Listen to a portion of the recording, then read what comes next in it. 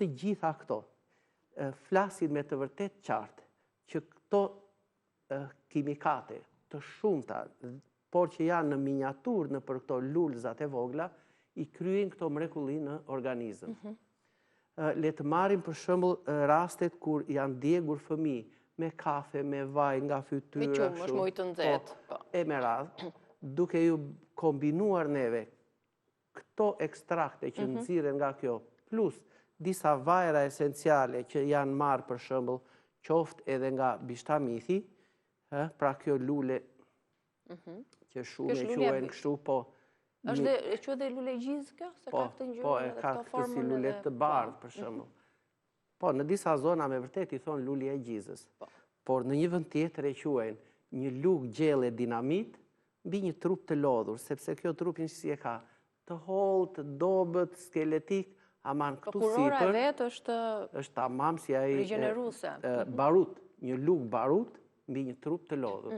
Pra, shiko, po pse barut, sepse ky me vërtet është i fuqishëm, jo, është shpërthyes në organizëm. Që do të thotë, nëse ne do të marrim, për shembull, gonxhe nga lulja e bishtamithit. Edhe një tuf nga basani. Dhe 2-3 fije nga basani.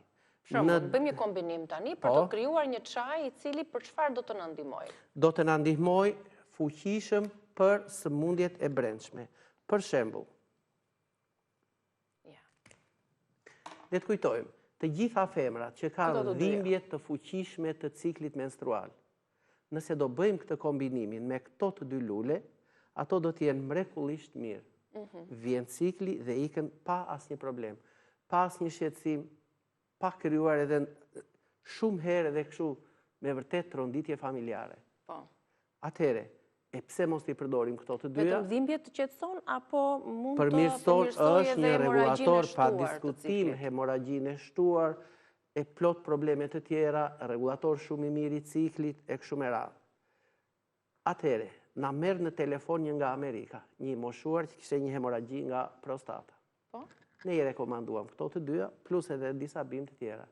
Nuk vonuan shumë kur falënderimet erdhen gati një faqe A4 në celular. Po pse ndodhi kjo mrekulli? Sepse unë thash, kjo ka veti që të ndaloj këto flavonoide kësaj e bimës mbyllin plagë. Si që mbyllin plagën nga jashtë, po ashtu edhe gjapderdhjen edhe nga brenda. E brendshme. Por kanë edhe ato vetit rigjeneruese. Por edhe kjo lulja e 1000 fletshit nuk e ka kot atë emrin e herojt. Pra shkojmë Akilea Milefoliu.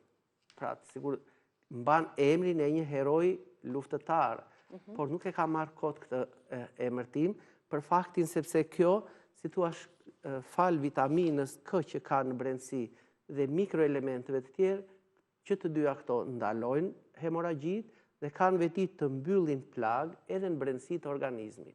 Sa gota çaj duhet të konsumojë një individ? Mund të pim 2 deri në 3 gota çaj në ditë.